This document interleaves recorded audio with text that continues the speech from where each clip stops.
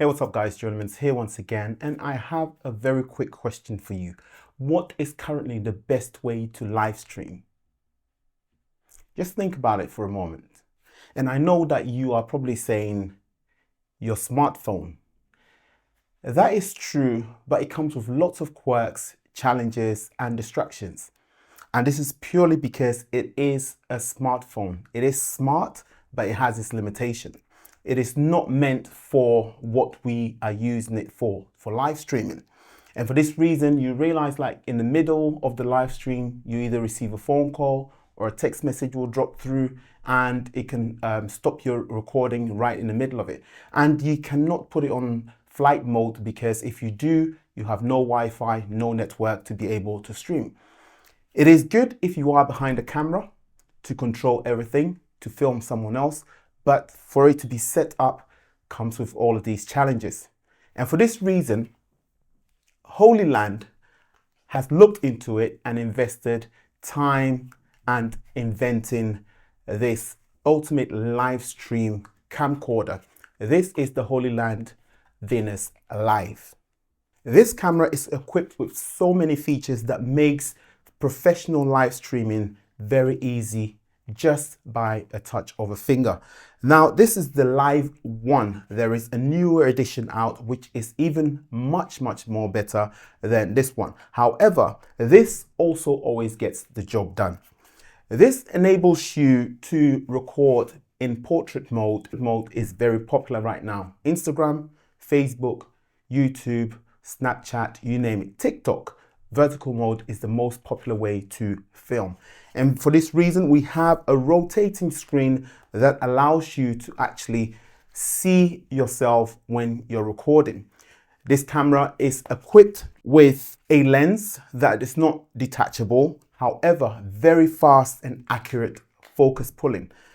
By the way, did I mention that this screen is color calibrated? So exactly what you intend your image to look like, that is how it's going to look like. It comes with a plethora of features in there to be able to manually adjust your aperture, your shutter speed, and your ISO.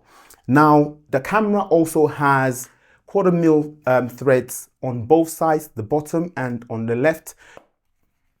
Besides that, it also has the Sony NPF battery, which means you can record endlessly without having any issues. Talking about recording endlessly, the problem that sometimes we face with our phones is the Wi-Fi signal is not strong. This camera has an input for a LAN connection, so you're able to hotwire directly to your router. This way you are ensured that your internet is consistent without any breakage or latency drops. It has HDMI output for you to connect directly to a bigger monitor or a director's monitor or a separate monitor to be able to monitor all the fine details in the image. And then it has a USB-C adapter or a USB-C port for updating firmwares. Right next to the HDMI, you have the basic SD card. It does not require CF Express or all these expensive SD cards. Just any basic SD card will do the job. This means the fact that it has SD card built in, you are automatically able to record with this camera and also have a copy of your stream to be able to manipulate it before uploading, or if you want to use it as a traditional camcorder, you're able to use this for that. On the other side, you have the DC in port, which is screw capped. So that means the cable will not snag out. Once it's screwed on, it is fixed. This is intended for the studio setup. So you want to make sure everything is secured. It does not bump and come loose and stuff like that. And then right next to it, you have another USB-A port. And then you have the usual 3.5 mil audio input. Besides that, talking about audio input, you also have a USB-C port for audio input here. So if you have the latest Hollyland microphone, you can easily plug it in here, or alternatively, any other microphone that is USB supported, meaning you can connect it to your phone, that will work on here as well. Right next to it, you have your power button and the big record button and then your function button. That's a shortcut to the function menu. This lens has an aperture of 2.8. This means that you are able to get the shallow depth of field that I am getting behind me and gives your images cinematic look. This lens is also equipped with a smart, fast autofocus, just as what we are accustomed to. You don't even notice it's there, but it's doing the work. Another thing is, if needed, which I doubt, they have implemented a 6x optical zoom on this lens. This is a brilliant idea. That is, if you are filming outside and you want to zoom in, because it's not a detachable lens, you have that feature at your disposal. Now, the streaming setup is very straightforward by using RTPM streams. So all you need to do is just get the information from your computer or whatever source you're able to do so, and then logging those details onto the system. And voila, there you go. One thing that I wish that they could have done better is including all the social media apps so that it's easier for you to find them. However, you have to, when you're using TikTok, when you're using Snapchat, all these social media platforms, with the exception of YouTube and Instagram, you have to manually configure that settings. But it would have been great to have this on here. Having said that, the VenusLiv 2 has all of these things in there. So if you are thinking of picking up one of these, I would highly recommend you picking up the VenusLiv 2.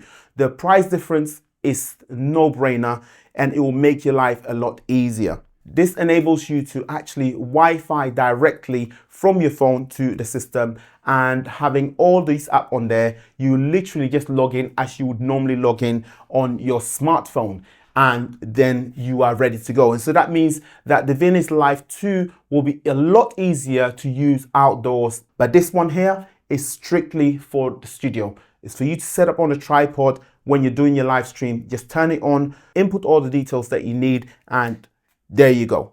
The camera is also equipped with a stills mode. You're able to use it to take pictures. However, this is not what it's intended for. But what the heck, it's good to have just in case you are in a pinch. This screen, my gosh, I'm telling you, it is interesting. It's so nice and clean, very bright and well calibrated with regards to the image quality. And then also it's as simple as a touch screen, and it's as fluid as you actually use your smartphone. So you use the touch screen to configure all the settings, and then all you do is you go live on there or you hit record on there. This system is going to be living on a tripod in my studio. So that's it for me, guys. Leave a comment below and let me know what your thoughts are on this. If you haven't seen this being in operation, I am going to be using it very soon, and when I do, I will post it on here on my platform. In fact, I will do my first live stream on this YouTube channel so that you can actually see the quality that this produces. Now, leave a comment below, as I said. Let me know if you are a live streamer and if it's something that you actually want to consider. This is a no-brainer for anyone who wants to take their live stream to the next level. Stay tuned and I'll catch you on the next video. Peace.